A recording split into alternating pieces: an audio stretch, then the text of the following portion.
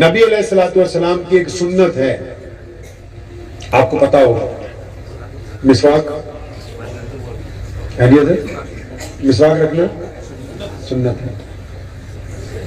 تو بولے ایک جنگ میں مسواک کرنی بھول گئے تھے، سب جھوٹی حدیثیں گھڑی ہوئی ہیں، کہاں سے لا کے، تو بولے ایک جنگ سے واپس آ رہے تھے تو فرمایا جدھر سے آ رہے ہیں یہ چھوٹا ہے اور جدھر نفس کے لیے لڑیں گے وہ بڑا ہے۔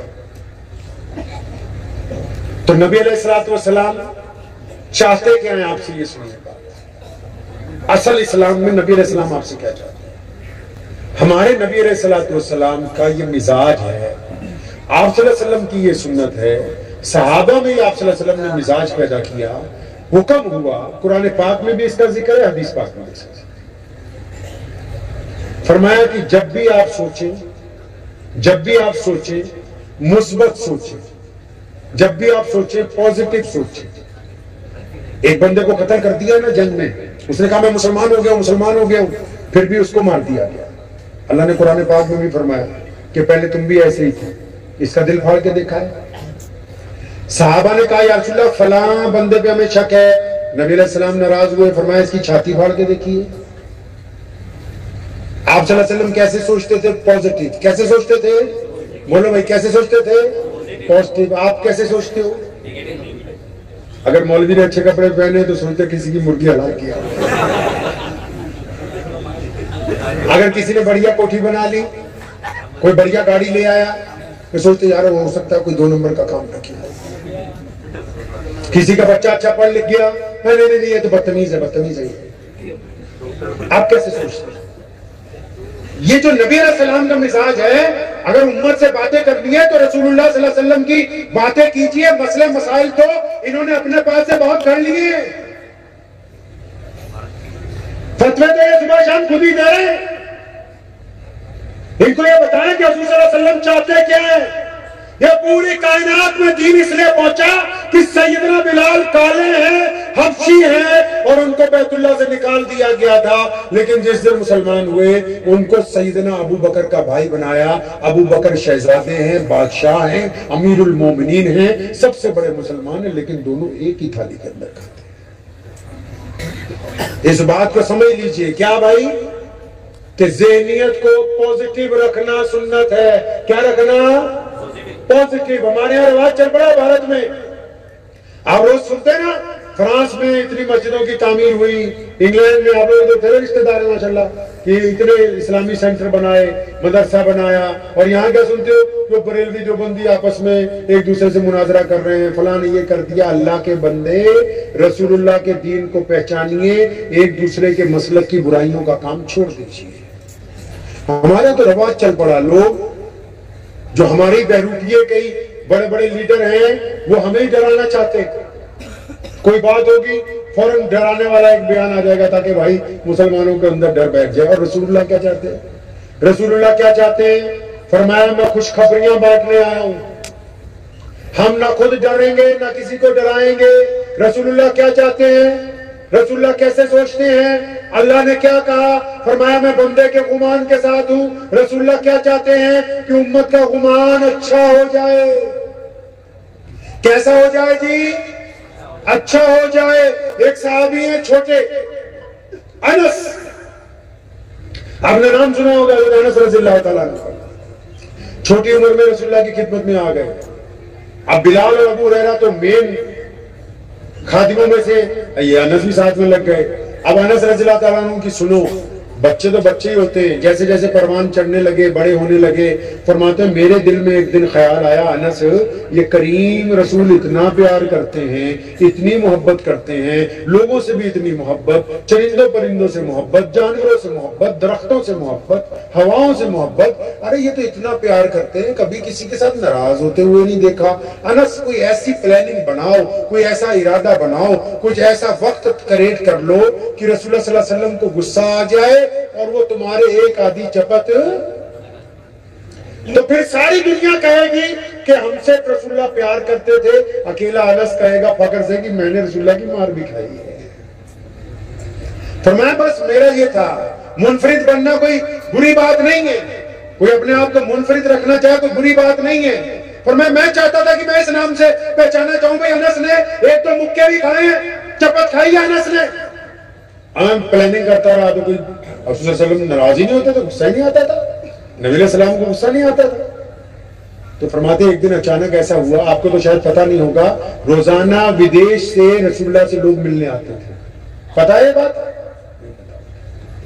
روزانہ باہر کے ملکوں سے نبی علیہ السلام کو لوگ ملنے جاتے تھے، روز وفد آتے تھے الگ الگ ملکوں سے نبی علیہ السلام تو ملنے کے لیے.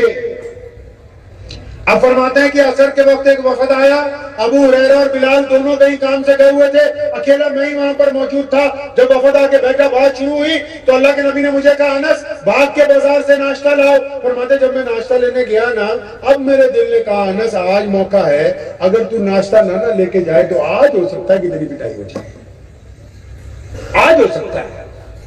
آپ لوگ مدرسے میں پڑھے نہیں بھائی؟ اب بولو پڑھے کہ نہیں پڑھے؟ ہو چھوٹے ہوتے مسجد میں پڑھے؟ آپ کو تو پتا کوئی مولوی پٹائی کرنے لگے تو اب انس فرماتے ہیں کہ میرے دل میں یہ جب بات آ گئی تو میں نے سامان نہیں خریدا، تھیلا وہیں رکھا زمین پہ، ایک درخت کے نیچے بیٹھ گیا اور میں اس لمحے کے انتظار میں ہوں کہ نبی علیہ السلام مجھے بلوائیں گے، کوئی پکڑنے کے لیے آئے گا، پھر ایک آدھی لگے گی کہ مہمان آئے ہوئے تھے باہر سے اور تو نے یہ کیا کر دیا، اتنی دیر لگا دی. فرماتے ہیں جب کافی وقت گزر گیا میں اس راستے کو دیکھتا ہوں جدھر سے مسجد نبی سے جو راستہ آتا ہے، تو فرماتے ہیں میں نے کیا دیکھا، خود پیارے پیغمبر محمد رسول اللہ تشریف فرما خود تشریف لا رہے ہیں، چہرے پر پریشانی کے آثار ہیں. فرمایا میں بھی اٹھ کے کھڑا ہو گیا کہ لے بھی انس بات بن گئی، آج تو بازار میں بٹنا ہے تمہیں. فرمایا نبی علیہ السلام نے جب مجھے دیکھا تیز تیز قدم اٹھایا، میں بھی رسول اللہ کی طرف جب بڑھا، فرمایا قریب آ کے نا نبی علیہ السلام نے پوری طاقت کے ساتھ مجھے اپنی چھاتی سے لگا لیا اور آپ صلی اللہ علیہ وسلم کی آنکھوں میں آنسو ہیں، سر پہ ہاتھ پھیرا. فرمایا میرے بیٹے انس گر تو نہیں گئے تھے آپ کے چوٹ تو نہیں لگ گئی، کسی نے آپ کو مارا تو نہیں؟ میں نے کہا اتنی دیر ہو گئی، بچہ کہاں رہ گیا؟ فرمایا میں رسول اللہ سے زیادہ رویا اور اس حد تک رویا کہ میرے دل نے کہا کہ انس یہ وہ کریم رسول ہیں جو برائی میں سے اچھائی کو نکال کے باہر لے آتے ہیں. آپ کیسے سوچتے ہیں؟ آپ لوگوں کو ڈراتے ہیں، آپ لوگوں میں دہشت ڈالتے ہیں، آپ دوسری قوموں کے متعلق کیا غلط میسج کرتے ہیں؟ آپ کیسے سوچتے ہیں؟ آپ ایسے سوچتے ہیں کہ اگر کوئی بندہ بیمار ہوتا ہے نا تو آپ جب اس کو ملنے کے لیے جاتے ہیں تو اس کو دیکھ کے کہتے ہو بہت کمزور لگ رہے ہو، اگلے کا دل بیٹھ جاتا ہے. پھر اگلی بات آپ اس کو یہ کہتے ہو اوہو میرے تایا بھی اسی بیماری سے مر گئے تھے.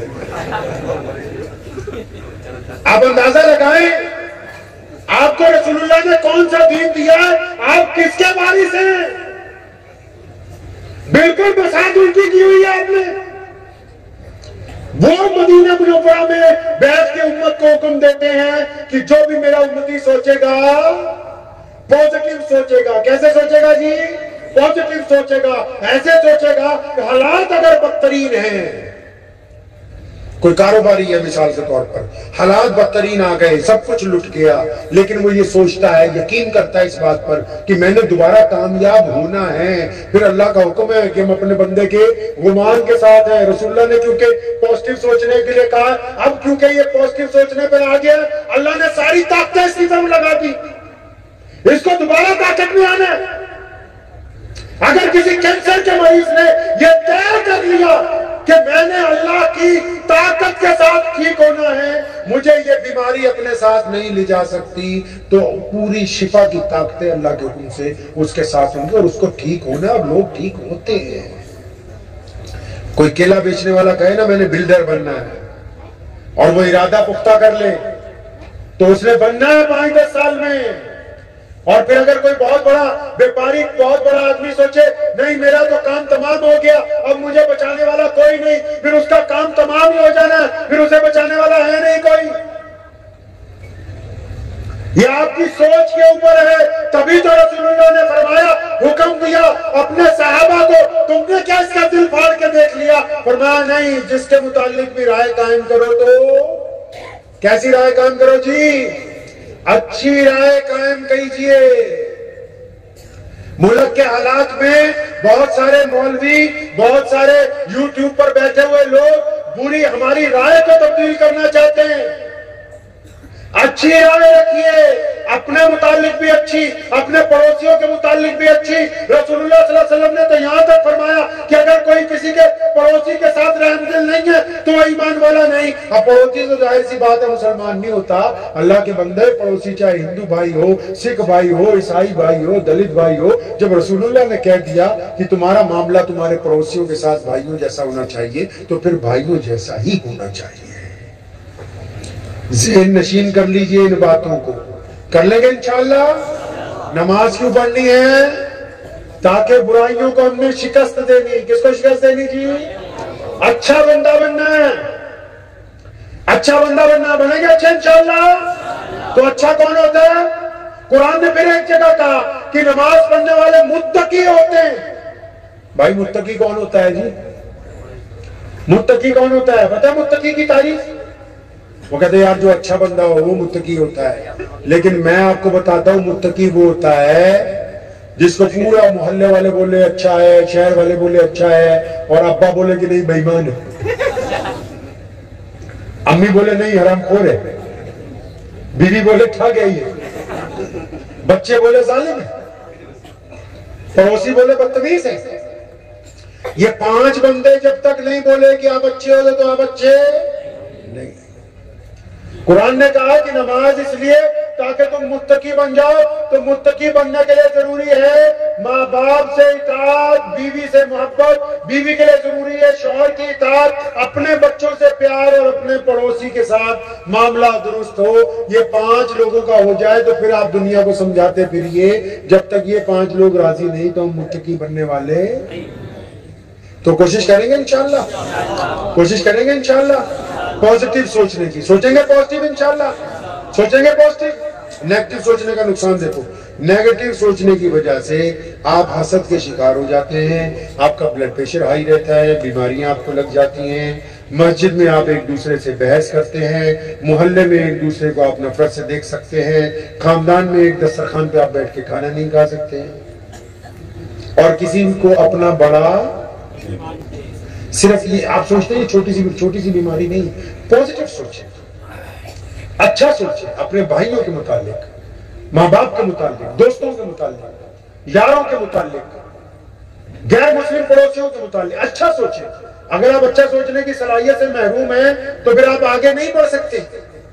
تو اپنی ذہنیت کو مثبت کریں گے یہ مثبت انشاءاللہ۔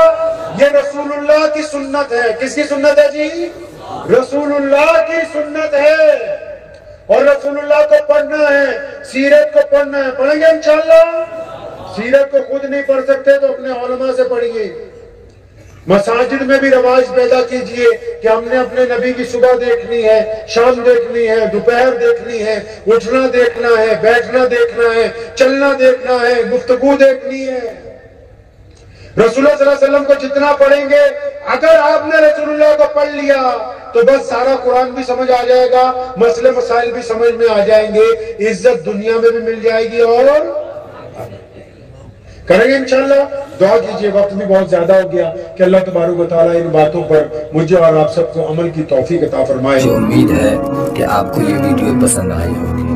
اگر پسند آئی ہو تو یہ آپ اپنے دوستوں کے ساتھ شیئر کریں، اور اس چینل کو سبسکرائب ضرور کریں۔